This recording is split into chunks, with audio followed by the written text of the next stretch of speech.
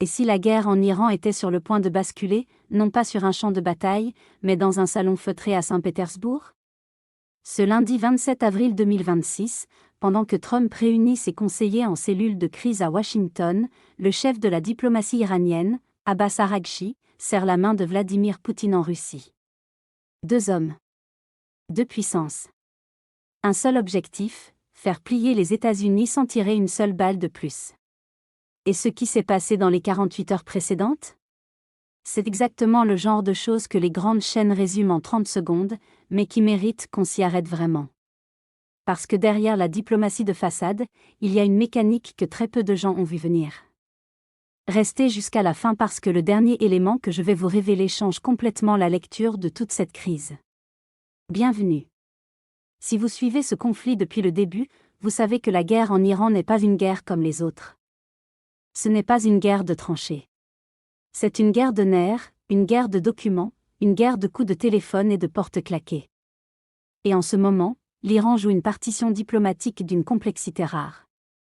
En moins de 72 heures, Islamabad, Mascate, Saint-Pétersbourg. 3 capitales.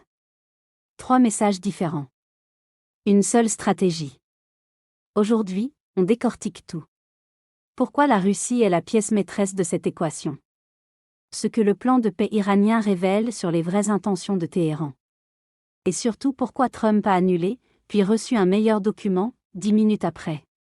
Si vous n'êtes pas encore abonné à cette chaîne, c'est le moment. On couvre ce conflit avec une profondeur que vous ne trouverez pas ailleurs. Commençons par Saint-Pétersbourg. Le 27 avril 2026, Abbas Araghchi arrive à la bibliothèque présidentielle Boris Yeltsin. Il rencontre Vladimir Poutine, puis Sergueï Lavrov. Ce n'est pas une visite de courtoisie. Araghchi vient chercher quelque chose de précis, la confirmation que la Russie reste dans le camp iranien. Pas militairement, personne ne dit ça officiellement. Mais diplomatiquement, économiquement, symboliquement. La Russie doit continuer à couvrir l'Iran sur la scène internationale. Et Poutine?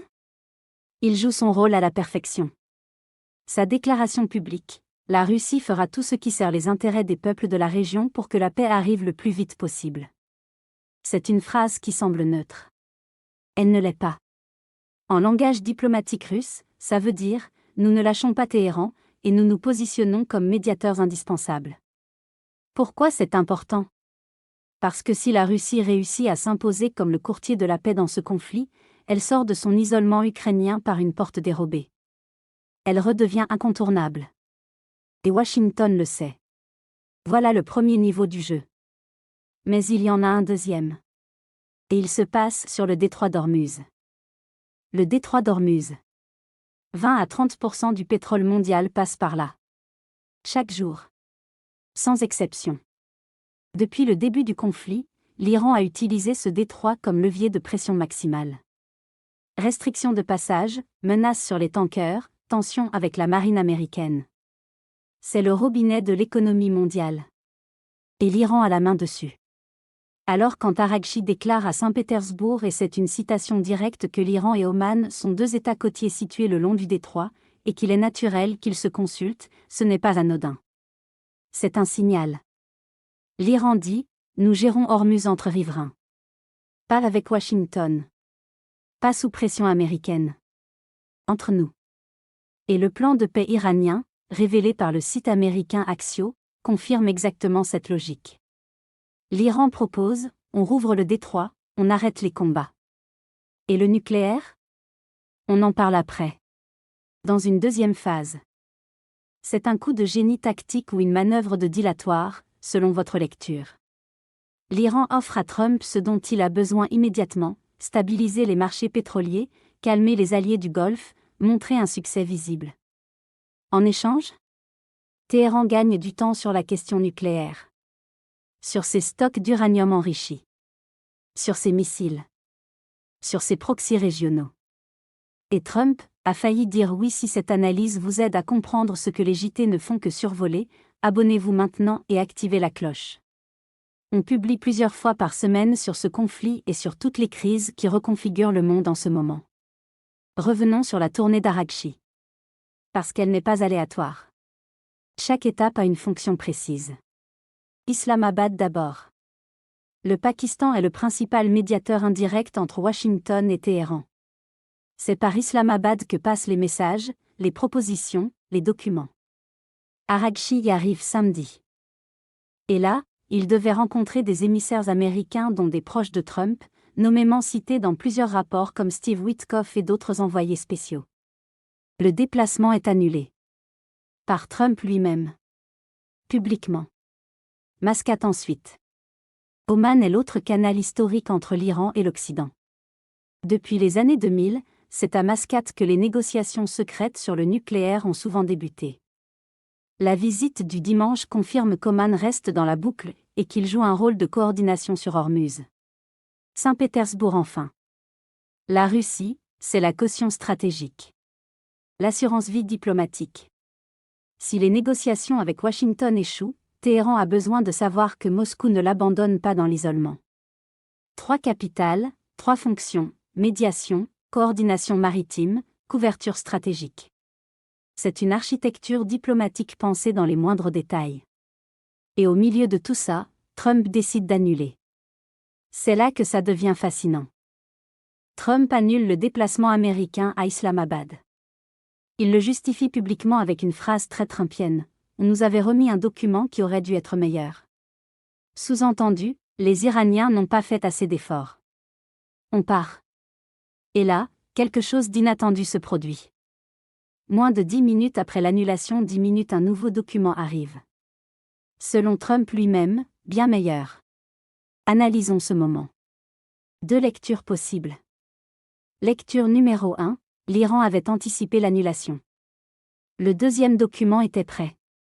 La pression de Trump était calculée pour obtenir exactement cette escalade d'offres. C'est l'art du deal à l'iranienne, une tactique miroir de celle de Trump. Lecture numéro 2, Trump a bluffé.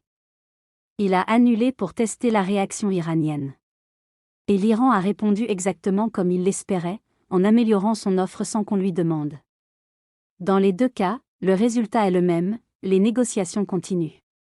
Indirectement. Via le Pakistan. Via Oman.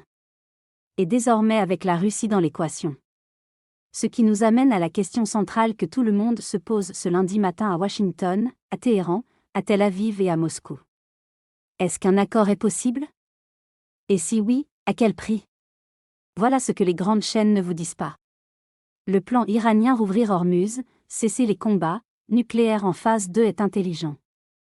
Mais il est aussi structurellement incomplet pour Washington et Tel Aviv. Parce que les vraies lignes rouges américano-israéliennes ne sont pas le détroit. Elles sont l'uranium enrichi à 90%, les missiles balistiques et les milices pro-iraniennes au Liban, en Irak, au Yémen. Ces 3 dossiers ne sont même pas mentionnés dans la proposition iranienne. Donc ce que l'Iran propose, en réalité, c'est une pause. Pas une paix. Et Trump le sait. C'est pour ça qu'il réunit ce lundi une cellule de crise à Washington. Pas parce que les négociations échouent. Mais parce qu'elles avancent, et que chaque avancée oblige Washington à clarifier ses propres lignes rouges. La question n'est plus, est-ce que l'Iran veut négocier? La réponse est oui. La question est, jusqu'où Trump est-il prêt à aller pour vendre un accord à ses alliés israéliens et à son opinion publique domestique? C'est ça, le vrai sujet de cette crise. Et vous ne l'entendrez pas formulé comme ça ailleurs. Ce que cette journée du 27 avril 2026 nous dit, c'est que nous sommes à un moment charnière. L'Iran multiplie les contacts à une vitesse impressionnante. La Russie se repositionne comme acteur incontournable. Oman et le Pakistan jouent les intermédiaires dans l'ombre. Et Trump tient une réunion de crise pendant que son interlocuteur iranien serre la main de Poutine. Ce n'est pas le chaos. C'est de la diplomatie à haute intensité. Et chaque geste compte. Le plan de paix iranien existe. Il est sur la table. Il est incomplet mais il est là.